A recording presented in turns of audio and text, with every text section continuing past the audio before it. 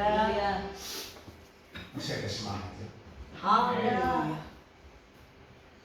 Ya, salam Hyper Grace dalam Yesus Kristus Bapa yang kekal. Ini salam Hyper Grace ini sudah populer di TikTok ya. Yang ada teman dari Malaysia itu dia setia ikut room TikTok. Setiap kali dia masuk dia bilang salam Hyper Grace. Ini orang Malaysia. Kemudian ada yang dari pedalaman Sulawesi Tengah. Ya, nama denomnya juga saya baru dengar. Setiap kali Seprianos ini, ya, pendeta Seprianos masuk dia bilang salam Hyper Grace dalam Yesus Kristus Bapa yang kekal. Dan memang kalau kita memberitakan kabar baik yang benar itu pasti ada buahnya. Cuma terkadang kita memang harus melalui proses ya. Dihujat dulu, dibully dulu, dibilang sesat dulu ya. Nah, semuanya sebenarnya ini adalah perjalanan iman kita ya. Tadi kesaksian ibu-ibu pejuang ya. Bersyukurlah kita punya ibu-ibu rohani yang bermental baja ya, ikut proses ya. Terkadang orang giat fitness untuk besarkan otot fisik kita, tetapi otot rohani kita sangat disayangkan ya. Tidak bertumbuh sehebat otot fisik kita ya.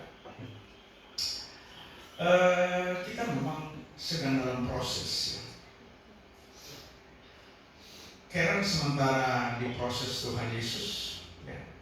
Saya biarkan saja anak ini dengan destininya sendiri. Saya hanya tiap kali kalau telepon ada di sana, Puan, bakuan nih, semangat nih. Cuma itu tuh saya bisa bilang. Ya, anak-anak kita memang harus kasih didorong seperti itu, dikasih motivasi seperti itu. Ya, semangat, LJ, semangat. Ya.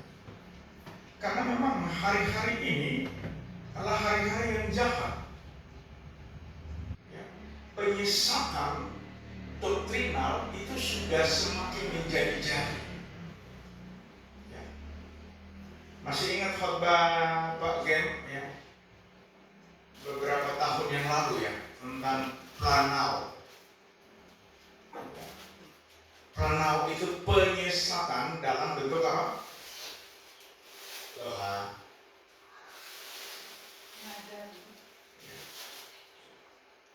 Itu penyesatan dalam bentuk pengajaran. Ya. Kemudian ada penyesatan dalam bentuk perbuatan. Ya. Itu yang disebut sebagai skandalizo, skandal. Ya. Jadi Tuhan Yesus sudah kasih tahu memang. Oke, kita akan membahas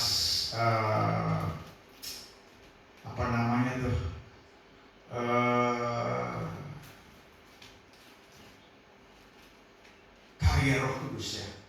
Karya Roh Kudus, tetapi sebelumnya ya kita akan lihat coba Matius 23 ayat 23, buka yang biasa coba ya. Yang ya ini Alkitab elektronik itu. Lukas Matius 24 ayat 24. Maaf.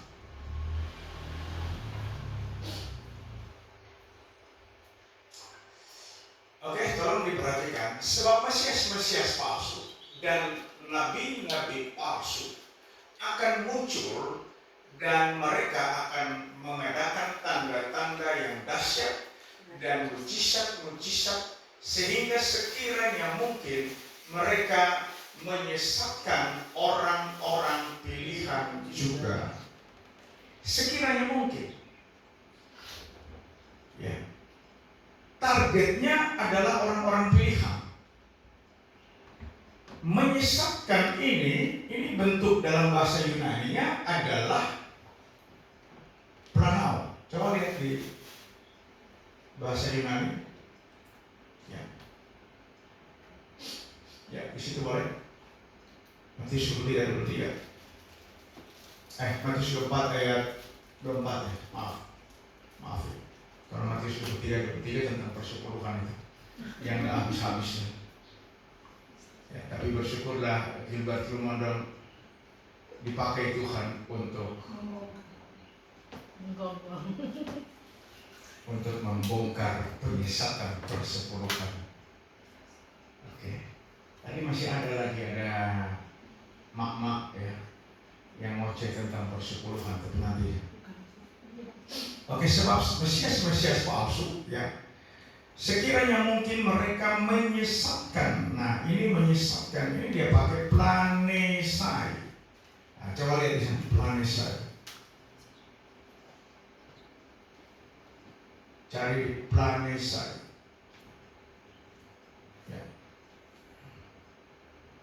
Ya, itu klik planao. Ini planao. To cause to stray from the straight path. Ya. Jadi menyebabkan orang menyimpang dari jalan lurus. Ya. Nah, ini dalam bentuknya seperti apa? Ini tuh pengajaran. Sekarang kan lagi ramai pengajaran ya. Kristen progresif, kelihatannya smooth banget, mantap banget ya. Tapi kalau diperiksa teliti ya begitulah, akhirnya membias ya. Dan sekarang sudah muncul banyak orang yang membantah itu ya. Tapi saya belum pernah mengikuti ada pernyataan resmi dari ketua-ketua sinode. Ya, mereka masih berdiam diri. Ya, mungkin karena terlalu berhati-hati. Ya. Kemudian ada satu lagi. Kemarin saya ikuti, ada sebenarnya beliau pengacara, cuma pengacara yang sensi tersinggung lalu menggertak Mel Atok. Ikuti. Ya.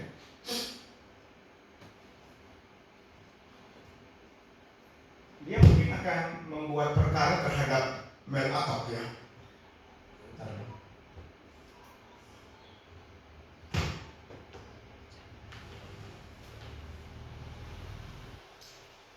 Karena Mel Atok mengkritisi bahasa roh, glosolalia.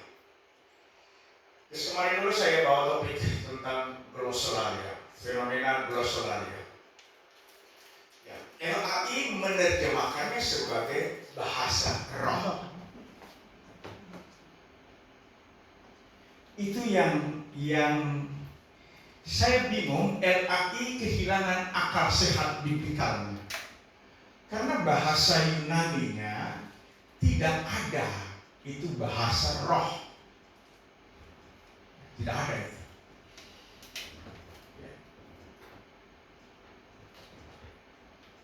Bahasa yang tidak dapat dimengerti. Lalu tidak pernah dijelaskan apa beda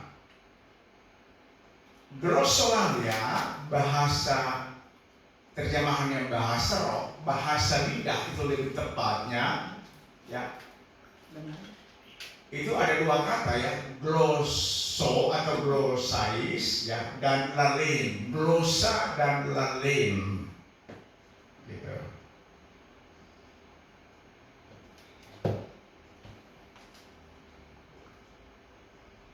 Jadi kita ini tidak pernah dapat klarifikasi dari teolog. Ya kita ikut-ikut ramai saja lah. Apalagi kalau pendeta sudah tensi naik tinggi. Haleluya. Ayo, jangan tahan-tahan lidahmu. Nah, ini diajarkan, dikursuskan. Ya. Jadi penyesatan ini semakin marak. Nah, kalau kita tidak tekun belajar, kita juga akan terseret. Nah, nanti kita akan belajar lagi apa itu penuh dengan Roh Kudus. Ya. Kita akan berseri ya, karena ini saya akan rencana berseri. Ya. Ada 2 karya Roh Kudus. Ini kita akan masuk ya, ini pengantar. 2 karya Roh Kudus. Pertama, automatically, ya, otomatis karya Roh Kudus tanpa diminta. Ya. Dan yang kedua itu tidak otomatis. Nah, silakan Pak Bem tolong buka ini, saya sudah di Word.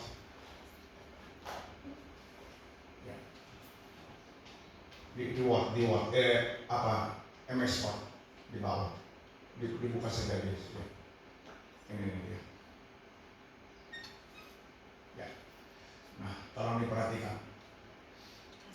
Karya Roh Kudus Yesus. Ya. Ada seorang ibu, nggak tahu dari mana kemarin baru dia masuk kan. Ketika saya bimbing dia bahwa di komunitas kami di Manado tidak ada lagi yang penyebutan Roh Kudus berdiri sendiri, tapi harus Roh Kudus Yesus. Ya. Dan saya kasih penjelasannya. Karena Roh Kudus bukan pribadi berdiri sendiri ya. Tolong ya. Kalau orang sudah belajar yang tahun-tahun, kalau orang bisa menjelaskan, nggak bisa mengerti, ya sudah. Orang turun ke PAUD. Oke, karya Roh Kudus Yesus, ya, ini sebelum dan sesudah Anda menjadi Kristen. Ya, ingat ya, Kristen itu pengikut Yesus Kristus. Harus bedakan Kristen dan agama Kristen. Agama Kristen ada kemungkinan murtad dan binasa. Itu apostasi. Ya. Kemarin juga saya jelaskan ini. Kristen tidak mungkin murtad. Ada yang protes. Bisa murtad dan hilang keselamatan. Waduh, siang deh. Oke, nanti kita ke sana. Jadi ini karya primer ya, dan karya sekunder. Ya. Ini karya Roh Kudus. Orang Kristen lebih banyak dicekokin dengan karya Yesus Kristus di kayu salib. Itu betul. Tetapi itu belum lengkap. Betul ya, tapi belum lengkap.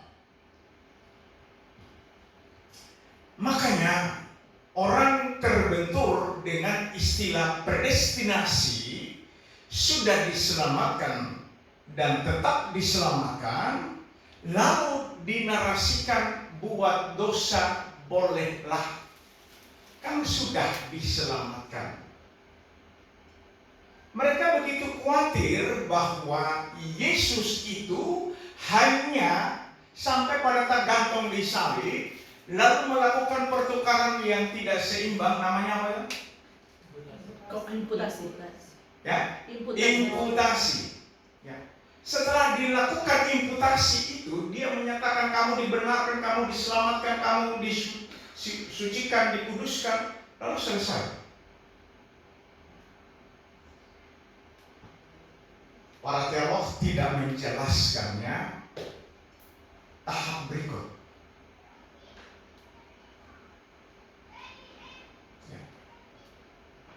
Nah, ini karena fatalnya penjelasan Roh Kudus berdiri sendiri, pribadi sendiri. Ya. Roh Kudus itu hanya rekan sejawat dengan Yesus Kristus. Betul kan? Sejabatnya apa? Statusnya katanya Allah dua-dua. Itu sejabat. Bisa kan? Bisa ngerti ya? Ya. Itu rekan sejabat.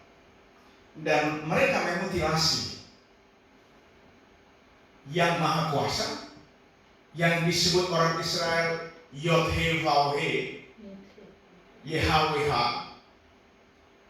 dimutilasi jadi 3 mutilasi.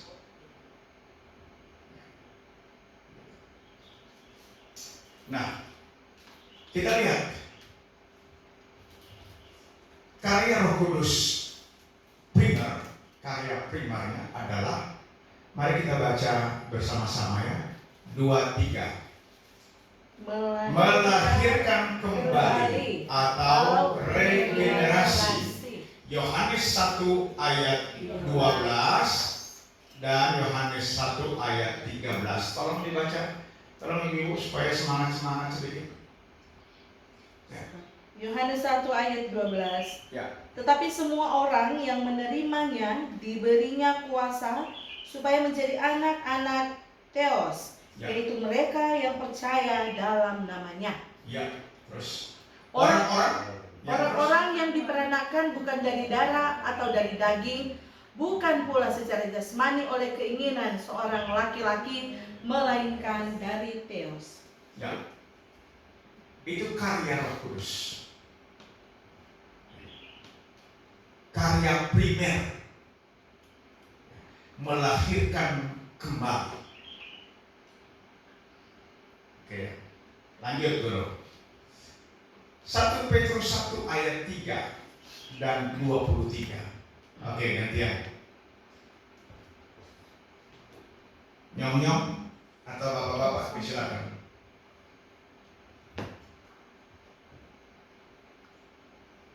Ya, kan?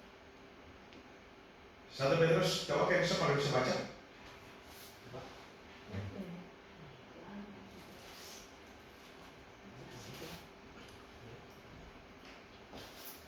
Ya, anak-anak muda ya diharapkan supaya ketika sedang belajar ya konsentrasi untuk belajar ya.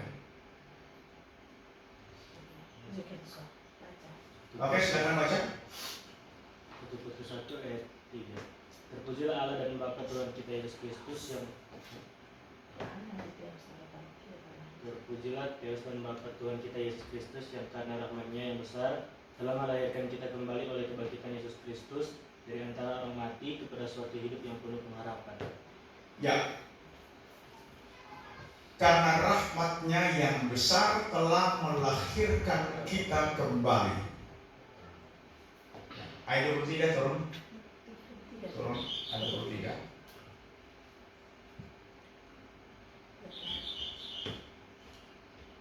Lanjut baca. Karena kamu telah dilahirkan kembali bukan dari bumi yang fana, tapi dari bumi yang tidak fana oleh firman Allah yang hidup dan yang kekal. Ya.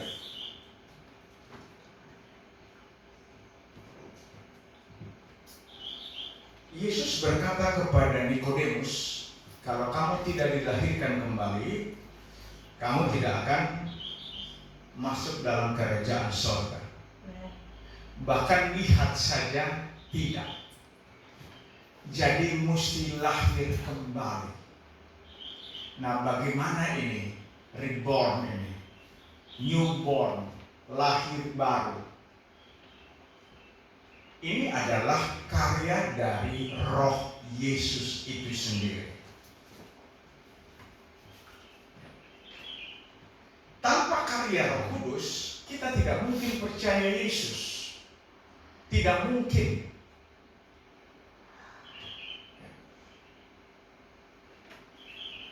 Mari kita lihat. Nah, ada orang yang bisa mengaku Yesus adalah Tuhan kalau bukan Roh Kudus yang mengatakannya. Pernah dengar kan ayatnya waktu Yesus berkata kepada Petrus, siapakah aku ini? Lalu Petrus bilang apa? Waktu Yesus bertanya, menurut kamu siapa aku ini? Lalu Petrus bilang,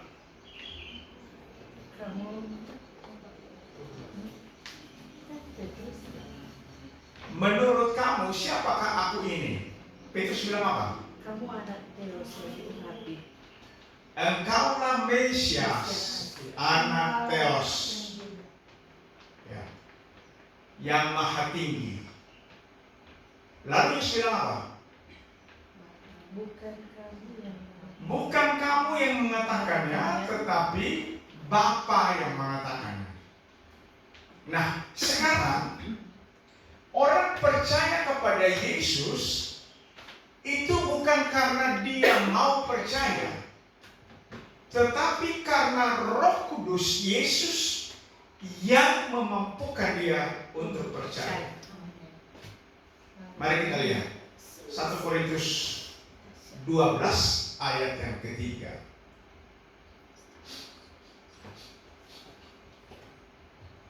Oke, kita baca bersama-sama 2, 3. Karena itu aku mau meyakinkan kamu bahwa tidak ada seorang pun yang dapat berkata-kata oleh Roh Theos dapat berkata, terkutuklah Yesus, dan tidak ada seorang pun yang dapat mengaku Yesus adalah Tuhan selain oleh Roh Kudus. Pertanyaan di sini dulu. Ini Roh Theos dan Roh Kudus ini berbeda.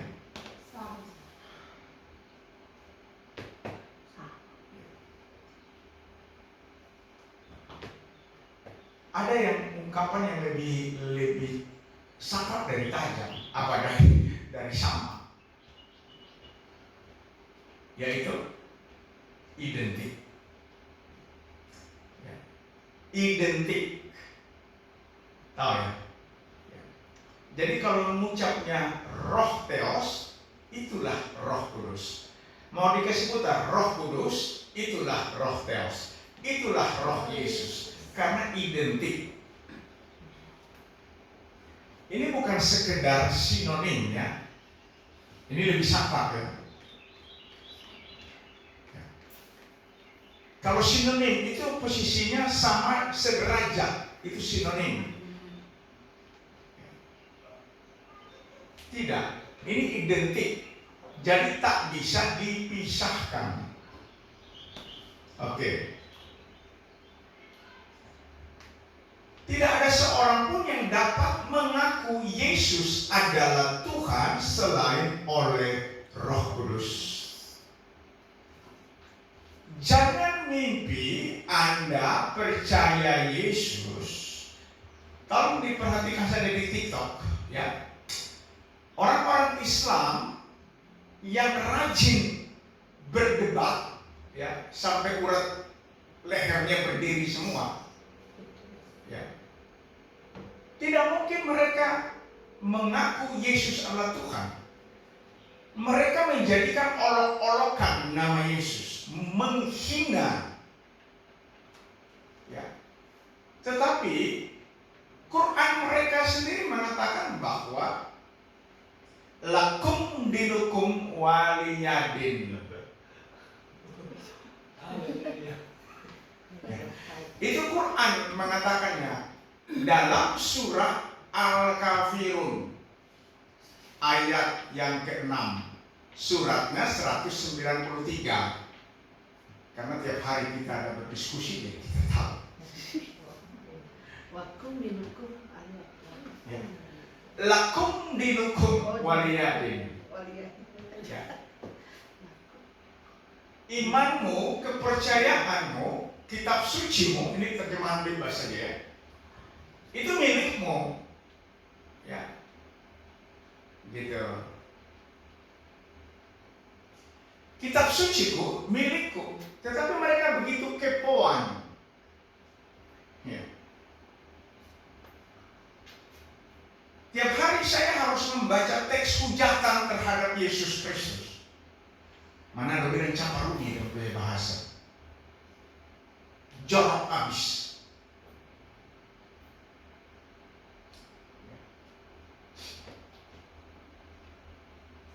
Karena mereka tidak dianugerahkan untuk mengerti. Mari kita baca lagi. Kisah 13 ayat bukan kisah 13 ya, kisah 6 ayat 38. Coba tolong. Kisah 6 ayat 38 ya. Atau enggak, sorry, kisah 13 ayat 48. Ya.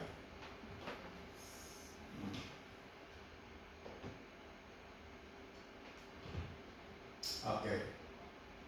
Perhatikan ini. Mendengar itu bergembiralah semua orang yang tidak mengenal Theos, dan mereka memuliakan firman Theos, dan semua orang yang ditentukan Theos untuk hidup yang kekal ditentukan. Bahasa Yunani-nya taso, ya, to determine, ditentukan.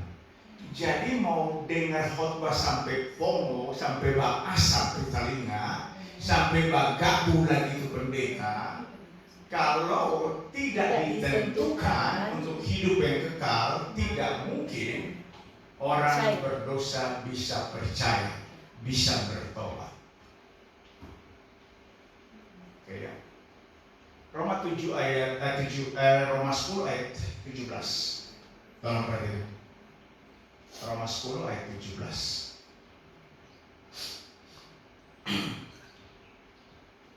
Oke, kita baca 2-3. Jadi iman timbul dari pendengaran, dan pendengaran oleh firman Kristus. Tidak ada oleh firman Trinitas, tidak ada. Firman Kristus. Iman bisa timbul. Ini adalah karya Roh Kudus Yesus sendiri.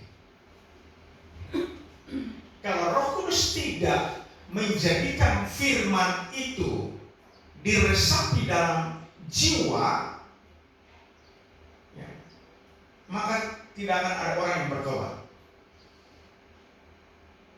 Ya. Tidak akan ada orang dari Alkitab bilang di 1 Korintus 12:3. Tidak ada seorang pun yang dapat mengaku Yesus adalah Tuhan selain oleh Roh Kudus.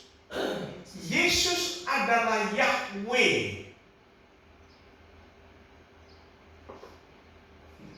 Kyrios, Adonai, itu penyebutan bagi Yod-He Vav-He.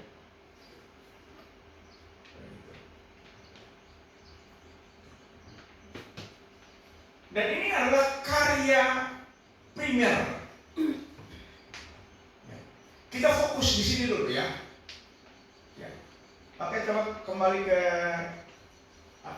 poin-poinnya itu. Ya, melahirkan kita kembali. Ya, melahirkan kembali. Ya.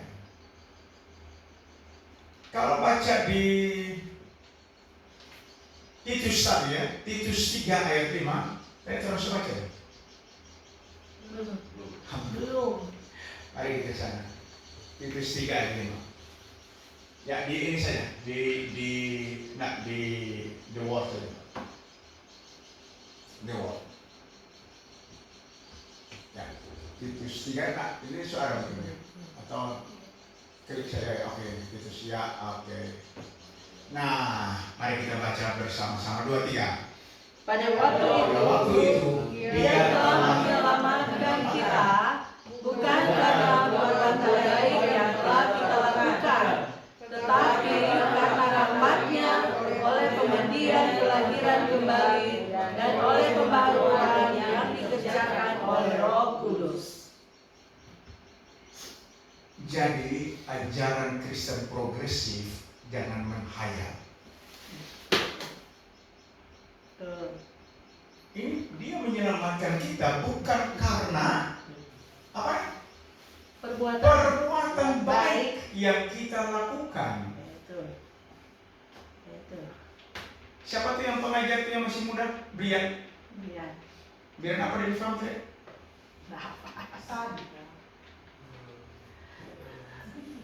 Brian apa?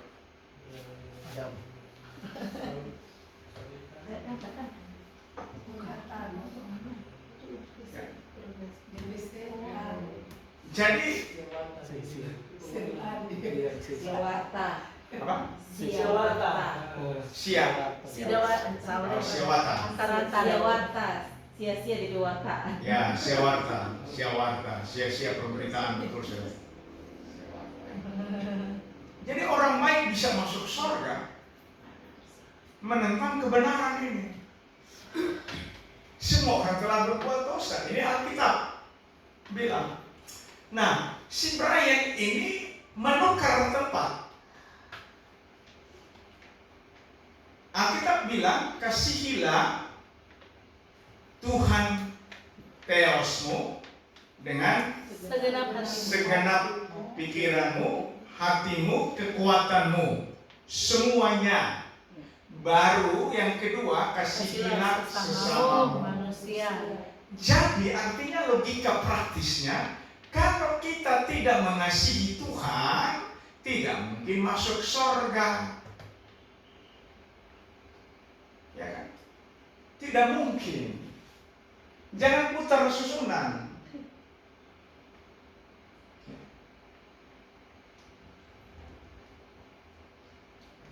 Permandian kelahiran kembali oleh pembaharuan yang dikerjakan oleh Roh Kudus.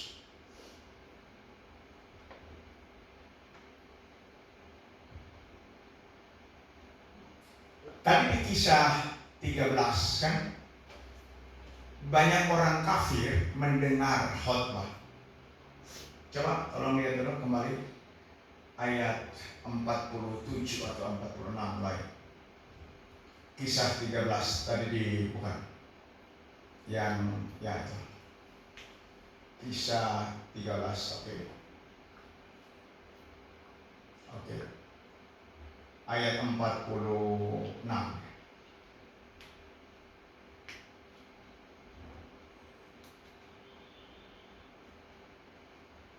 Ya, ini Paulus dan Barnabas ya berkhotbah. Oke, ya, sebab inilah yang diperintahkan kepada kami. Taruh ke bawah saja. Coba. Ya.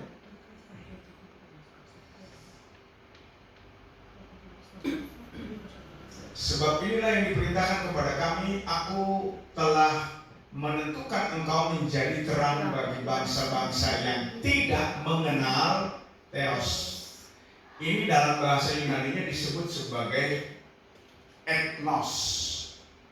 Bahasa Ibrani-nya disebut goyim.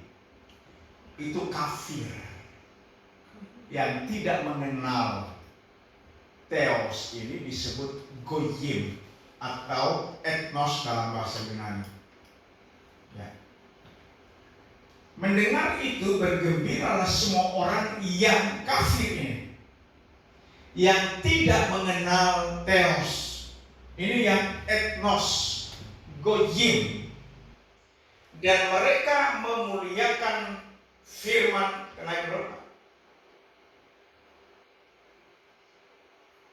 firman Tuhan, dan semua orang yang ditentukan Theos untuk hidup yang kekal menjadi percaya. Jadi ajaran predestinasi itu adalah ajaran biblikal. Amin. Apa sepi mencekam ya.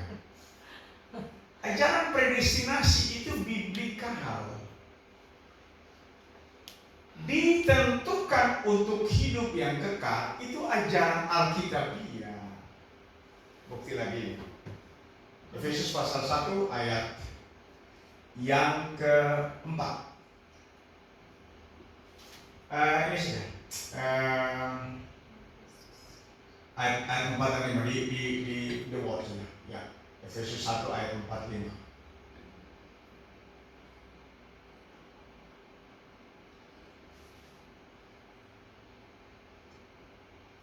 Ya, sebab di dalam Dia Theos telah memilih kita sebelum dunia dijadikan, supaya kita kudus dan tak bercacat di hadapannya. Oke, ke bawah.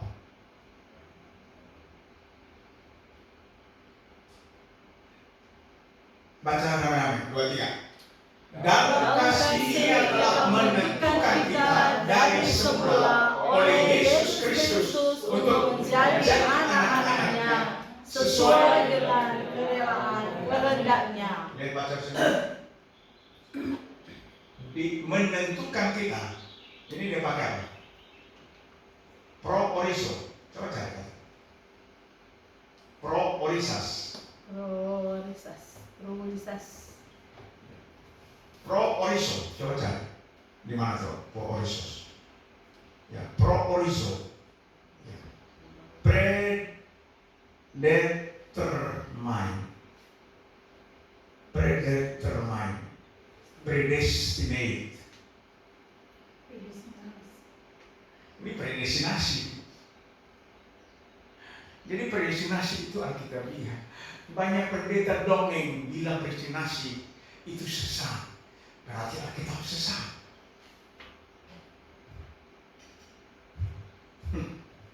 Ya.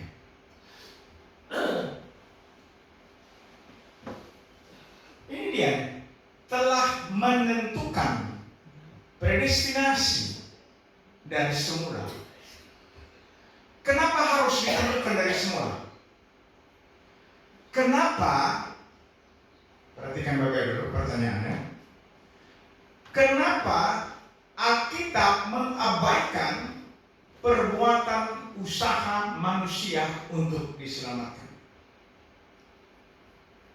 Ayo.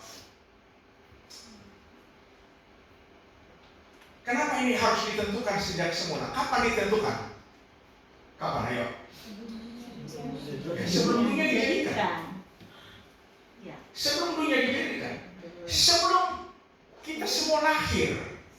Sebelum ada penciptaan. Dia bekerja dalam kekekalan. Dia menentukan dalam kekekalan. Lalu kita protes. Tidak masuk akal. Itulah cara orang bodoh menilai Yang Maha Kuasa dengan tempurung kepalanya. Itu cara orang bodoh. Rocky punya bahasa, Rocky Gerung bilang orang dungu. Yang tadi itu, yang Ibu Rohani bilang itu tolol, itu bukan bahasa Rocky Gerung. Itu bahasa Alkitab. Bodoh dan tolol.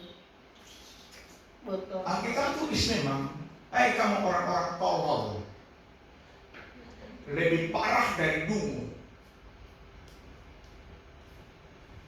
Oke.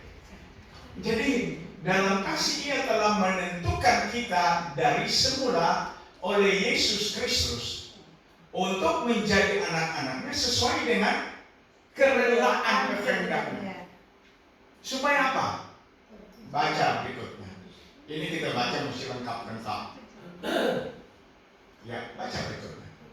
Supaya, lanjut, terpujilah kasih karunia yang mulia yang dikaruniakannya kepada kita di dalam Dia yang dikasihinya. Jadi, keselamatan bersyarat adalah penghinaan terhadap kasih karunia. Bisa tangkap ya? Ya. Ini supaya terpuji. Jadi predestinasi ditentukan sebelum dunia dijadikan oleh Yesus Kristus supaya terpujilah kasih karunia. Jadi dongeng-dongeng teologis dari mimbar-mimbar gereja bahwa orang berdosa selamat karena dia mau percaya, itu dongeng itu.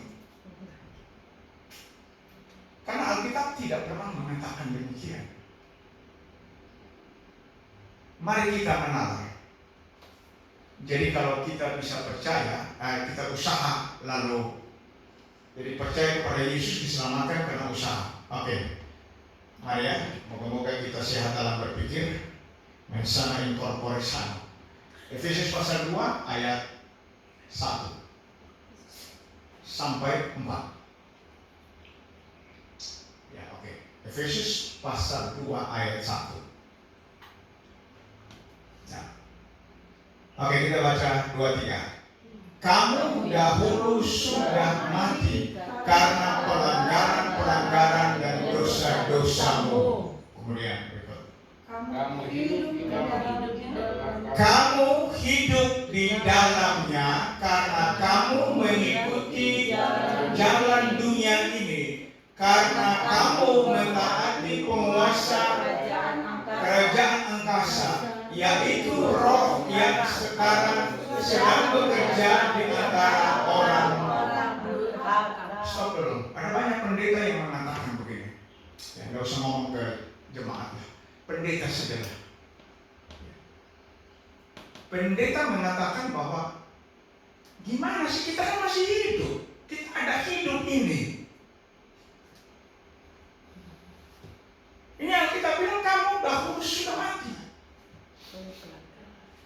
Bahasa Yunaninya nekros. Masa kita mesti kasih tahu para pendeta yang bergelar semua? Nekros itu memiliki dua pengertian, mati masuk kubur dan mati secara rohani. Itu nekros. Kamu hidup di dalam dosa itu. Jadi setiap orang yang hidup di dalam dosa itu mati, nekros, mati. Itu Tuhan bilang, firman Tuhan bilang begitu. Kamu mengikuti penguasa, mentaati, bukan mengikuti lagi, mentaati penguasa kerajaan angkasa. Itu mati. Nah, kalau orang mati boleh bertanya kamu?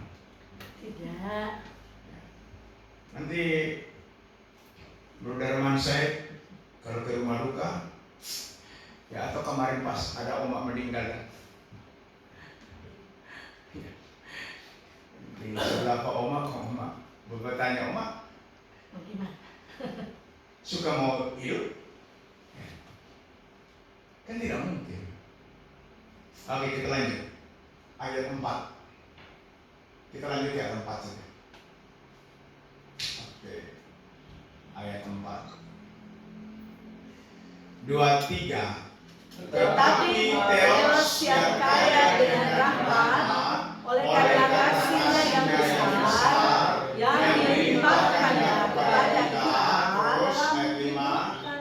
telah menghidupkan kita bersama-sama dengan Kristus, sekalipun kita telah mati oleh kesalahan-kesalahan kita, oleh kasih karunia kamu diselamatkan.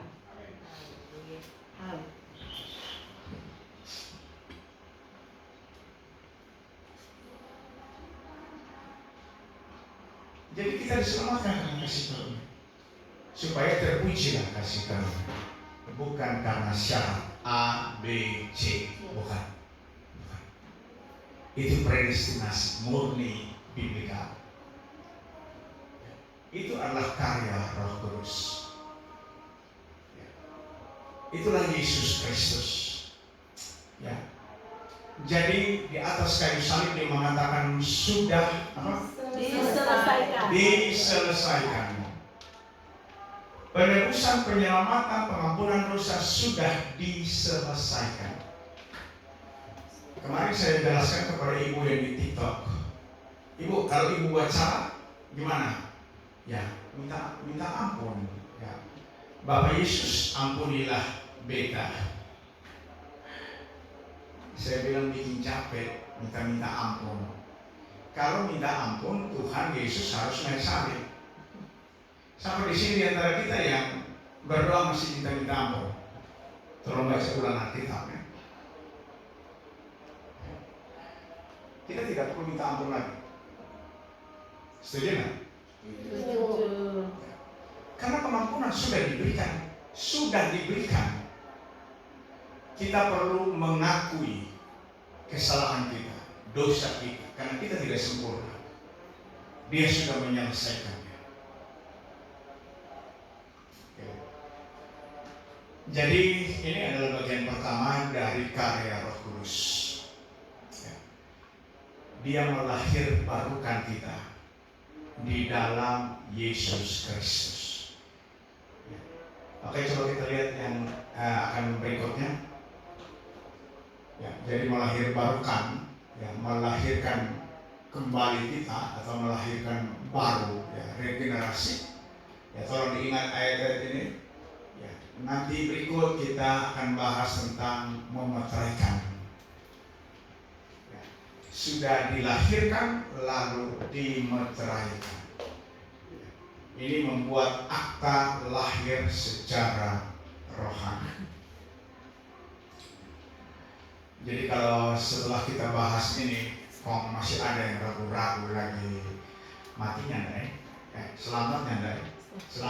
Selamatnya enggak. Ya.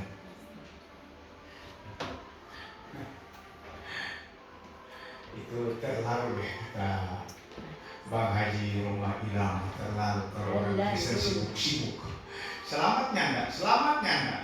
Masuk surganya enggak? Masuk surganya enggak? Orang Kristen masih boleh murtad dan kehilangan keselamatan. Ini pengajaran sesat, lanau. Mereka yang bisa murtad dan ke neraka itu mereka yang menyusup jadi orang yang beragama Kristen. Tolong perhatikan baik-baik. Yang bisa murtad ke neraka itu hanya orang yang beragama Kristen, bukan orang Kristen. Kita harus pintar ya. Oke. Topik kita hari ini selesai dulu. Nanti kita akan lanjutkan. Kita akan mengikuti perjamuan kasih Kristus Yesus, ya. Perjamuan kudus, sakramen kudus, ini bukti bahwa kita telah diselamatkan sekali untuk selama-lamanya.